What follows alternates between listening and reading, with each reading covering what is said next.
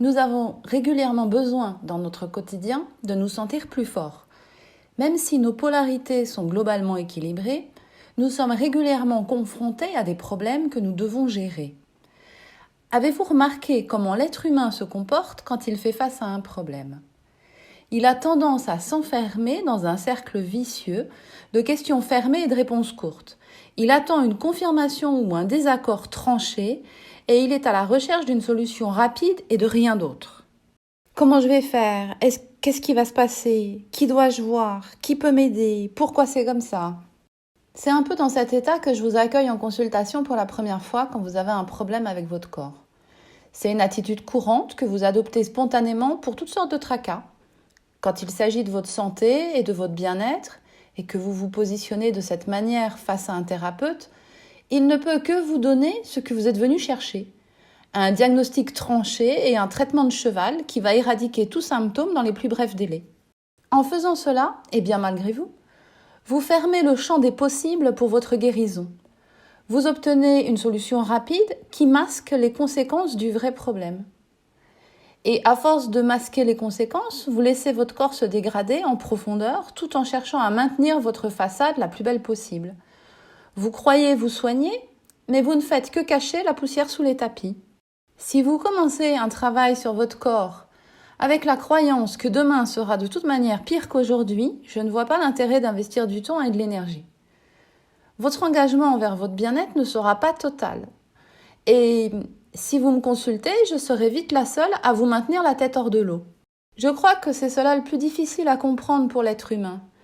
Sortir du petit cercle vicieux du problème pour prendre du recul, accéder à une vision plus large de la situation et donc découvrir qu'il existe bien plus de chemins d'amélioration que ce qui pourrait être perçu en gardant le nez sur le problème. Pour en arriver là, vous devez passer les données de votre problème dans la lessiveuse de votre créativité.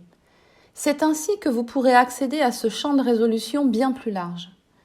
Ce que l'on appelle dans le langage populaire se donner toutes ses chances.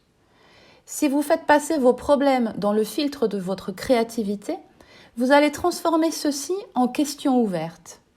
C'est le fil conducteur que j'ai toujours préféré pour vous aider en consultation et qui a été le tuteur du développement du concept Corpoream de prévention de l'accélération du vieillissement. Quand vous êtes coincé sur votre problème, vous êtes dans un flux masculin puissant qui vous pousse à chercher à convaincre de la véracité de votre analyse.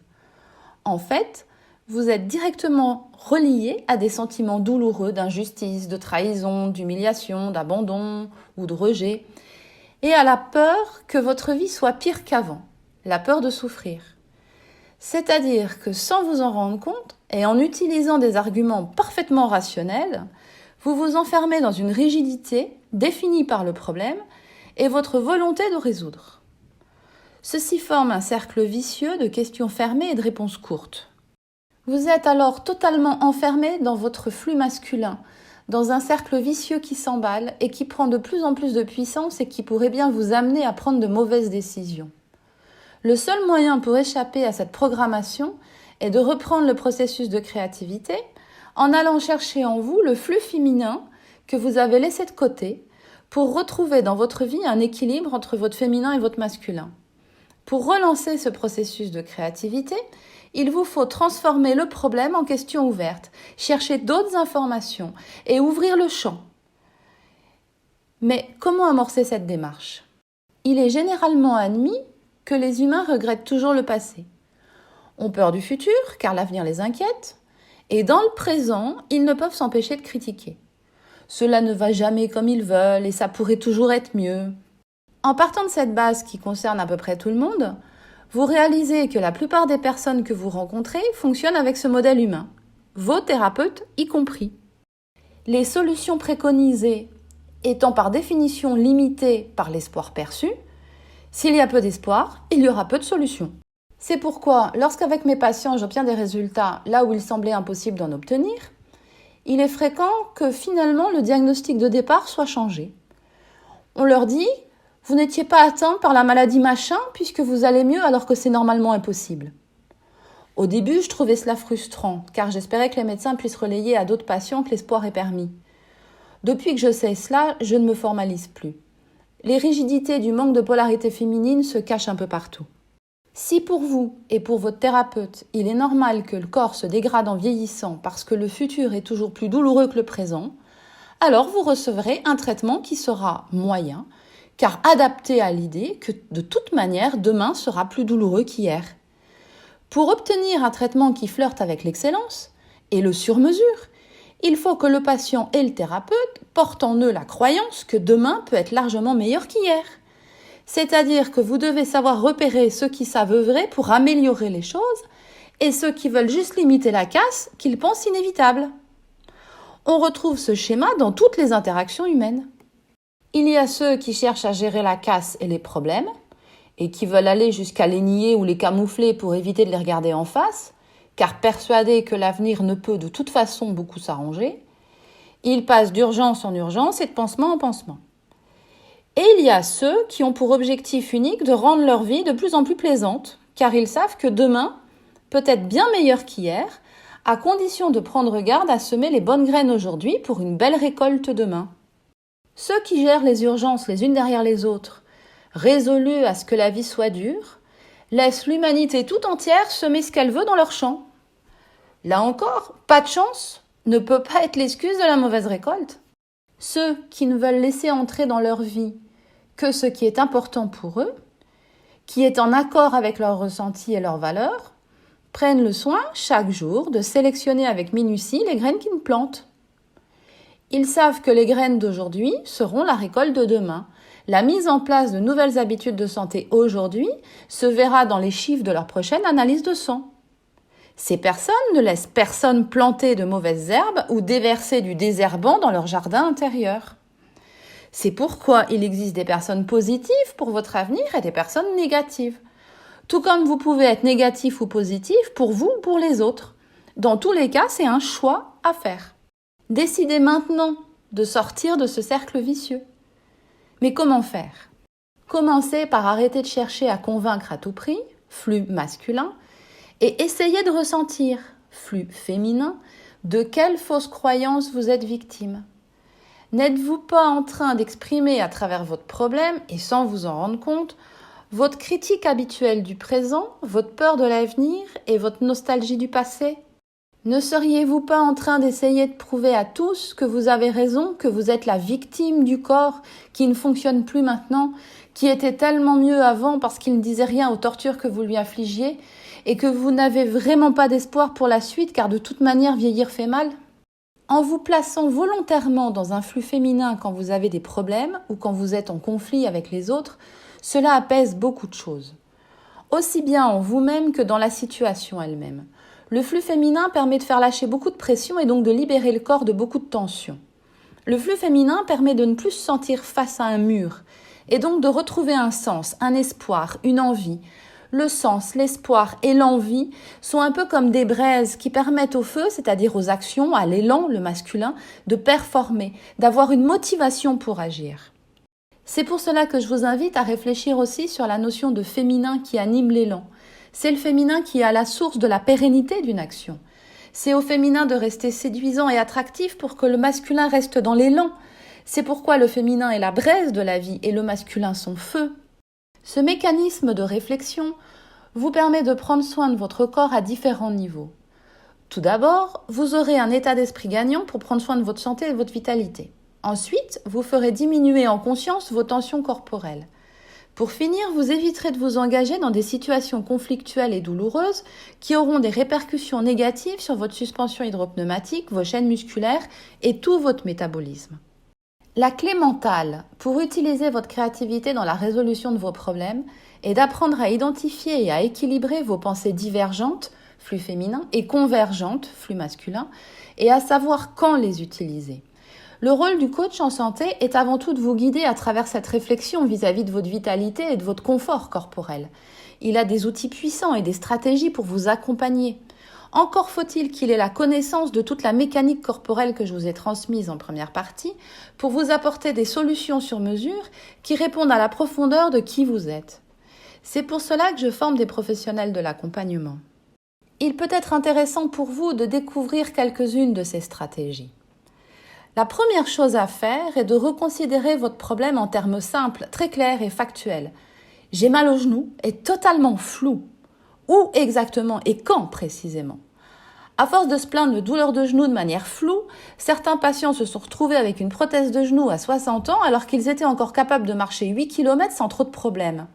En dehors de la douleur, qu'est-ce que vous ne pouvez plus faire? Depuis quand? Et quelles sont les capacités qui vous manquent et que vous voulez retrouver? Regardez la réalité en face, ne vous racontez plus d'histoire. Je n'ai plus la capacité de faire telle ou telle chose et cela me manque. En clarifiant, vous vous assurez aussi que votre problème doit être bien résolu. Il y a des personnes qui peuvent vivre des années avec une douleur au genou sans spécialement chercher à s'en débarrasser. Elles savent vivre avec. En revanche, réaliser qu'elles sont maintenant dans l'incapacité de s'accroupir leur fait peur et les motive à résoudre le problème. Si elles étaient restées dans la simple conscience de la douleur, jamais elles n'auraient fait une démarche thérapeutique. C'est la prise de conscience de la limitation de mouvement du handicap qui a déclenché l'aide au corps. Parfois, un problème physique n'en est pas un, et il n'a donc pas à être résolu. Certaines personnes en surpoids se sentent bien dans leur corps. Elles ont la liberté de mouvement nécessaire, une belle vitalité, des analyses sanguines qui montrent que tout va bien. Elles n'ont pas spécialement de complexe, mais leur entourage, plutôt contrôlant, pense qu'elles devraient perdre du poids pour tout un tas de raisons.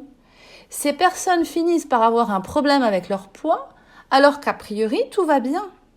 Clarifier si votre problème doit, oui ou non, être résolu peut aussi vous permettre de comprendre que l'origine de votre problème n'est pas en vous, mais dans le regard des autres. Vous êtes victime d'une forme de manipulation et vous allez commencer à vous battre contre quelque chose qui finalement ne vous appartient pas. C'est votre entourage qui a un problème avec les rondeurs, pas vous. Ce n'est pas à vous de régler le problème des autres. C'est la porte ouverte à beaucoup de souffrance. Cela veut dire que vous vous aimiez tel que vous êtes et que quelqu'un a réussi à vous faire croire que vous n'étiez pas OK. La problématique est différente si le surpoids vous met en danger. Mais dans cet exemple, tout est déjà harmonieux. Il ne sert donc à rien d'aller chercher dans vos réserves de créativité pour résoudre ce problème, puisqu'il ne vous appartient pas. En revanche, il peut être nécessaire d'avoir une conversation honnête avec l'autre, car pendant tout le temps où vous croyez que vous avez un problème, vous êtes en train de chercher à vous faire tout petit parce que votre entourage vous accable de tout un tas de reproches. Vous savez maintenant que chercher à se faire tout petit a tendance à favoriser les blocages diaphragmatiques en expiration. Cela a donc un impact direct sur votre structure physique. Vous pouvez même aller plus loin dans votre réflexion en faisant le point sur les avantages et les inconvénients de votre problème.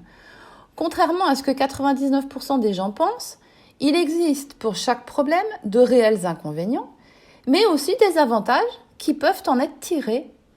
C'est un peu l'histoire de celui qui a la grippe, ce qui est très désagréable, mais qui reçoit un arrêt de travail d'1 semaine, ce qui lui permet de profiter d'un temps chez lui. Vous pouvez aussi réfléchir à ce qui se passera si le problème n'est pas résolu. C'est-à-dire envisager quelques instants la politique du pire.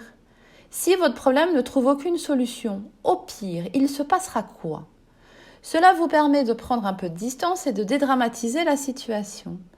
Parfois, cela permet aussi de lâcher un peu cette tension et de ne pas se précipiter sur les antibiotiques dès les premiers signes du rhume. Au pire, le nez qui coule et les yeux qui pleurent, ce n'est pas grave. Si vous êtes trop concentré sur votre problème, vous ne pouvez rien voir ni rien entendre. On peut vous dire n'importe quoi, cela passe à côté de vous sans vous toucher, même si c'est une opportunité positive qui détient les clés de vos ennuis. C'est important que vous gardiez également en tête tous les avantages de la résolution du problème. Pour cela, vous devez les avoir identifiés et avoir pris le temps de réfléchir dessus. C'est cela qui va vous donner les motivations pour changer, les braises de votre projet. Regardez aussi la manière dont vous avez résolu un problème similaire.